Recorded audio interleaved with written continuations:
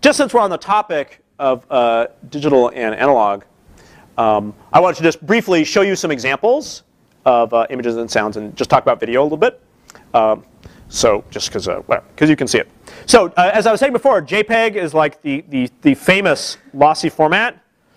So of course, we've all seen this image, the famous yellow flowers image.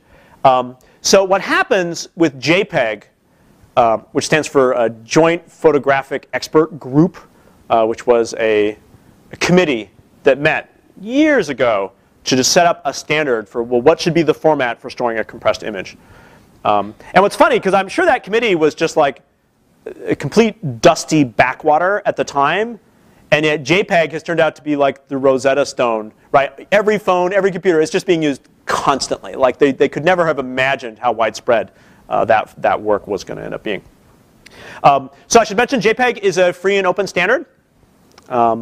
So no permission is required to use it, and it has that quality of standards that if my digital camera formats images as JPEGs in that format, which is it's about bytes, so it formats the bytes as JPEG, then it can be confident that that data can be handed to a web browser or a phone or any other sort of hardware out there, and the designers of that hardware have also read the JPEG standard, and so they know how the bytes should be arranged, and so then my image taken from one place works everywhere, and so this is the classic advantage of standards.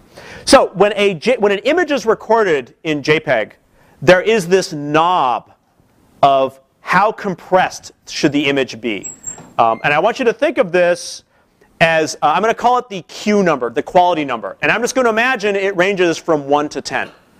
So let's say when the Q number is set at 10, the least amount of throwing out data happens. So the quality is going to be the highest, and the amount of space it takes up is going to be the biggest, right? So if I turn it up to Q10, it's like, aliens have landed, and you're taking the picture, and you're like, wow, I really don't want to have any mess ups, so I'll record it with highest data. But it takes the biggest amount of space. So normally on your digital camera, no one uses Q10. The trade-offs are terrible. So a typical setting would be maybe something more like what I'm going to call Q5 or Q6, kind of in the middle of the range, where JPEG throws out a little bit of the data, but it's imperceptible. Like MP3, when I say throw out data, I feel like it kind of makes everyone a little bit nervous, but it is well studied and well designed, so the data it removes, it's imperceptible.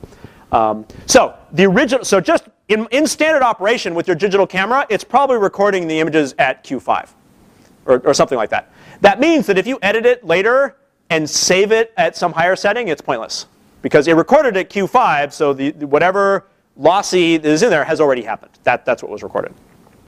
Sometimes the cameras will have what is called a RAW format for like really picky uses. So the RAW format means no lossy compression. Just record all of the bytes of the image untouched, and and then on my computer I'll edit it and fuzz with it later.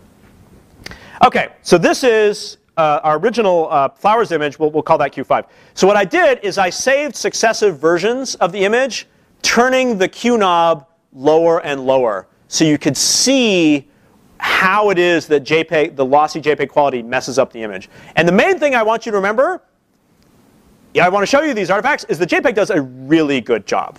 It is very hard to see the things that are introduced. The term for the little visual mess-ups that are introduced is sometimes they're called artifacts. Or sometimes you'll see compression artifacts, where an image, the knob has been turned down so far that you can begin to see where JPEG is throwing out data. So anyway, so I guess what I'm saying is, so although I'm going to talk about artifacts, I don't want you to walk away here with some uneasy feeling of, where's my data? Like, for the most part, this works great. I just want you to see how it works. All right, so there's Q5. Let's see. Oh, I'm sorry. This is how my camera takes it. I'm sorry. We'll call this Q7. It's actually not documented for my camera, but I think Q7 is a typical figure. All right, so here I resaved. So this one takes 48 kilobytes compressed. So here I saved it as Q5. So I turned the knob down, and now it takes 29 kilobytes. So that was saving about what, 20 or 30%? 20 or 30% less space. And I look between these two, and I just cannot see any difference. Like it saved 20%, but like, I don't know, I can't see it. So I kept turning the knob. I'm going to turn the knob lower. OK, so here I turn the knob down to Q1, the absolute lowest possible. And now it takes up 14 kilobytes. So that's about 3x or 4x. That is an enormous compression, right? I mean, it's reduced by a factor of 3 or 4 the amount of bytes that this is taking up. So if you just glance at this, I think it still looks OK. But what I'm going to do is I'm going to zoom in. And zoomed in, you can actually really see the effects. And so what I'm going to do here, let me fix the lights a little bit here.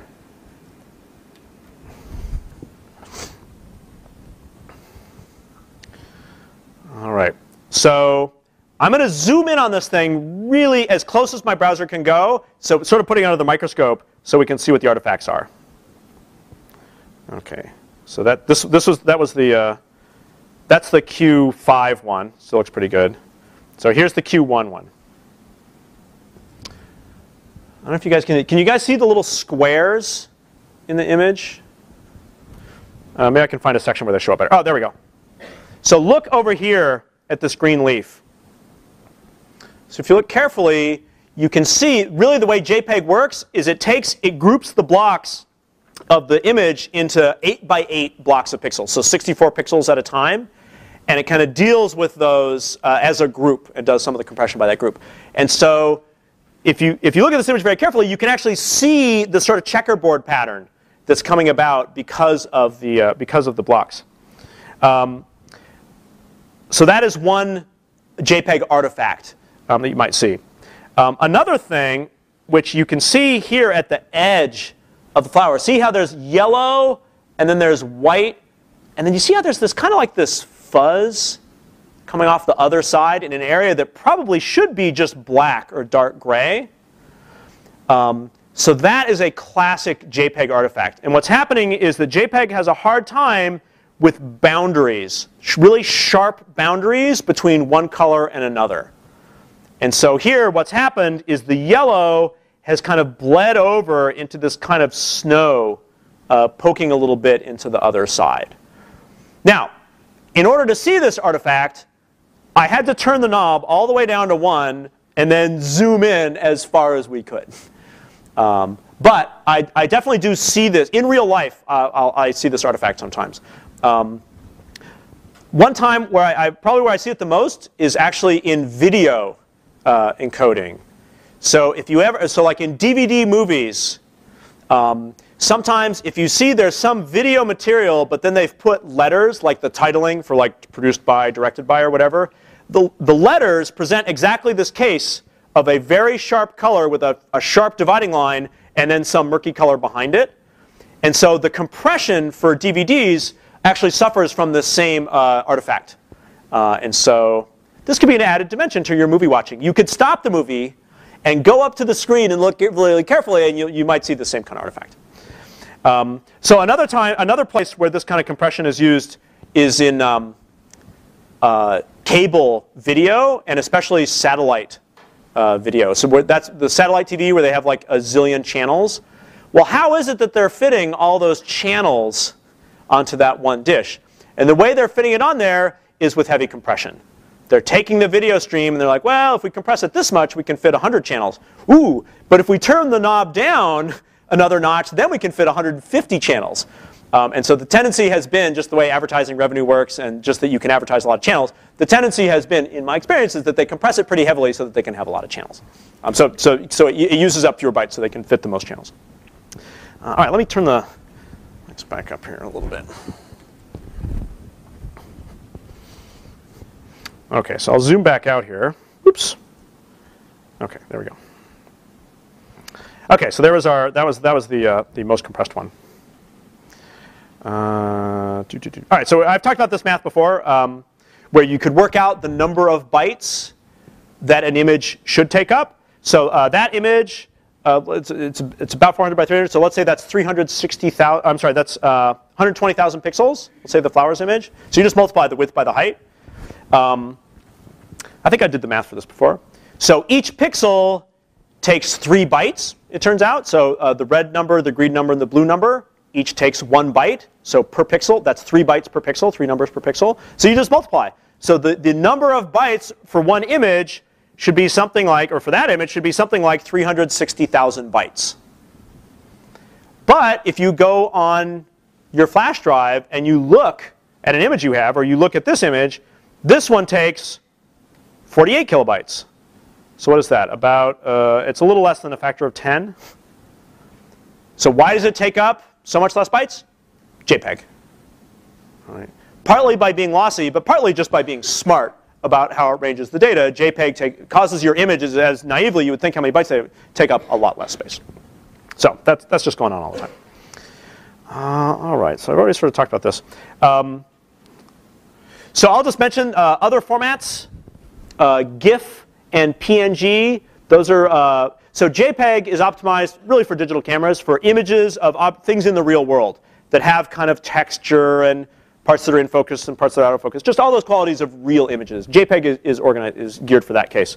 The formats GIF and PNG are optimized more for, you would think of like logos.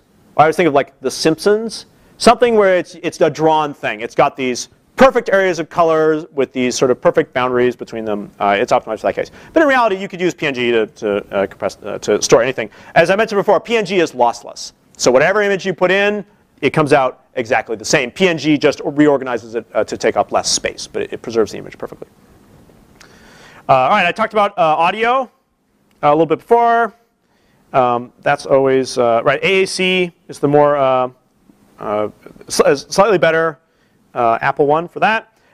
There is actually this format Ogg Vorbis. So MP3 and AAC are both patented. So in some sense, you need permission and to pay some licensing fee to legally play back that data. Although eventually those patents expire. The format Ogg Vorbis was designed to work around those patents. So it's like JPEG, it's just a free and open standard. So in rare cases, you may see, or for certain, if redistributing data and avoiding weird legal problems is an important goal of your project, then Ogg Vorbis might be a good example, a good format to use. It performs better than MP3. It performs quite well. There's sort of a funny, I'll just make a side note, kind of making fun of Ogg Vorbis a little bit, which is, who came up with that name? Right? I mean, if the idea was for this format to be popular, and I think this is a classic nerd error, it's some kind of inside joke of referring to a character from some video that no one's ever heard of, and I think there's some Latin subtext to it or something. So anyway, this is an example of like, well, you want to think a little bit about marketing. If you want to create something that people are actually going to use, don't get all wrapped up in your echo chamber with your little cute inside jokes. Like maybe create a name that people would actually like. So I think that was a tragedy. Like they chose this, in my opinion, awful name 10 years ago, and I think, yeah, it's caused a series of legal and media problems for God knows who since then. All right, so let's just talk briefly about video formats. So video data takes even more space than audio. It takes the most. In fact, video data, you can think of it, the way it's made is it's a series of images, so maybe something between 30 and 60 images per second, and also audio data, which then is it's sort of synced up and played at the same time, and obviously that's a movie. So video data, right? It's however big those JPEGs are, let's say 30 times per second. So you can imagine that ends up taking up a lot of space. The good news is that in the same way that I was describing redundancy in an image, where a pixel and maybe a pixel just to its right, the numbers are maybe pretty similar, so there's a room to take advantage of that and compress it. Video data, suppose I'm videoing this class, and I'm looking at you guys, and I have one grab, so there's an image. And then a 30th of a second, I have the next image. They actually probably look really similar, right? All these seats that are green and the wall, whatever, all those pixels mostly haven't changed, or if a ball was thrown, it was kind of moving across the scene. There'd be some change, but a lot of the pixels from one scene to the next would either be unchanged or would have moved a little bit. And so I'll just say that is an additional source of redundancy. that if instead of encoding a frame just naively, the obvious way, you encoded it and you try and think of it as, well, how is it different from the one that came just a fraction of a second before? And you just encoded that difference. There's a lot of redundancy to take advantage, even without being lossy, there's just a lot of redundancy to take advantage of there, so you can, it is possible to make video, to store it in a way that takes up a lot less space. So all the video formats take advantage of that. And so if you just worked it up naively, just in terms of pixels, what would be a colossal amount of data, it's still a lot of data, but it gets down to kind of a reasonable amount. So just kind of as a working number, you could think of video as taking about 2 gigabytes per hour. And the one thing you'll notice is that if you have video data and it's in one format and you want to encode it or reduce it or whatever into some other format, has anyone ever done this on their computer? What you'll find is on the computer, it takes it a long time to take like 1 hour of video data and translate it. It might take on my computer maybe 4 hours. And the reason is just that the computations to try and look at each frame and then think about how the next frame is mostly similar but a little bit different, it's just complicated. And so if you think about having a fast computer nowadays, I think of it as mostly pretty pointless because like whatever, I'm just running Firefox all the time and like it's fast enough. And then mostly my experience is based on how fast the network is. And then the CPU on my machine, it's not really doing a lot. Video compression would be the counterexample. Video compression uses everything your CPU has and more, and it's still pretty slow. So now that's of 2012. So I'm sure if I were to locate this lecture in 2020 and Moore's law has clicked over 2 or 3 times, then that won't be true anymore. Be like, oh, what are you talking about? It takes 2 seconds. But anyway, as of now, that's one thing that actually takes a short amount of time. So there's a few different formats. There's this thing called the Motion Picture Experts Group that standardizes video formats that are used on DVDs and now on Blu-ray discs and actually on the internet, on formats that are used for like YouTube and Flash video, those sort of things. So there's standards for that. Unlike JPEG, these are very heavily patented. You can't use them for free. They're fairly complicated. And there's some somewhat onerous terms having to do with that. Google, to its credit, wanted to create a format that would be sort of the analog of OGG Vorbis. OGG Vorbis is to audio, a format for video encoding that was patent-free. So, for example, if you're Wikipedia and you want to distribute all these videos and you don't want to be in some legal mess of like, well, do my users have permission to watch this legally? You'd like just what is called an unencumbered format. And so that's what the WebM project is. It performs similarly to the top commercial codecs, but it is said to be patent encumbered. But now there's been a legal tussle about this because the patent holders, of course, they want to say like, of course my patents are represented in your technology, because that's what patent holders always say. But ultimately it has to kind of get resolved in the courts or some kind of payment or something. So that controversy continues. But it is I appreciate that they're trying to make an unencumbered format just so it is possible to distribute video without these patent problems. There was something else I was going to say. Oh, right. So I should mention currently the top top video format is called, it has a terrible name, H.264. Is a very widely used video compression format. And I probably use the word codec there. That's a word that means kind of the encoder. So H.264 is extremely popular. It also works very well. It's very aggressive and very clever in its way that it's able to reduce a video stream down to a fairly small file. So if you ever take a video with your phone, remember those little flip video cameras? Anyone have one of those? So those all take the video stream and in real time compress it down to H.264. So that's a very common, although heavily patented format for that kind of thing. All right. So the last thing I'll mention is that so up till now, the most common way to watch video, probably on the internet, is YouTube. Right? You guys have heard of it? Kittens. You guys seen kittens on the internet? All right. So YouTube, there's a certain amount of technologies there so that it can take video and make it work kind of in a web page. And historically, YouTube has used this technology called Flash. Flash is actually not a standard. It's a product. It's a product that comes out of Adobe. And so almost everything that works on the internet, HTML, JPEG, PNG, HTML, everything, they're all these free and open standards. So Flash is this one kind of oddity in that it's a product. And so your computer is in some sense dependent on Adobe to produce the Flash player. And this is something that famously drove Steve Jobs crazy. Because it meant that if Adobe had some bugs or a slightly lackluster job of producing the Flash player on the Mac, in some sense it made the Mac look bad. Whereas for JPEG, Apple could produce the software on the Mac that rendered JPEGs. And so if Steve Jobs was saying, hey, I want it to look perfect, he could yell at the engineers to make it look perfect. And indeed it does. Whereas with Adobe, because it's not a standard, they had this slightly oddball situation. Anyway, Adobe's Flash has been very successful. But it does have this oddity for how it works on computers where it doesn't really fit with the entire rest of the way the internet works. So enter HTML5. I maybe talked about HTML5 before as adding some features to how web pages work. So one of the features that's being added is what's called the video tag. And the way the video tag works, just to summarize, is it standardizes how video works in a web page so that you could put a video in a web page just as up to now we've put images. Right? Images in web page, we've been doing that for years. You just put it in the image and it just kind of works. The video tag is going to try and recreate that for video. And that's just now coming into use. But I think that's a good thing. It will, in the same way that images work very easily and reliably on the internet, it would be nice if video was open in that way as well. Blah, blah, blah, blah, blah. OK. All right, that is enough for today. Welcome to Knowledge about Analog and Digital. And I'll see you guys on Thursday.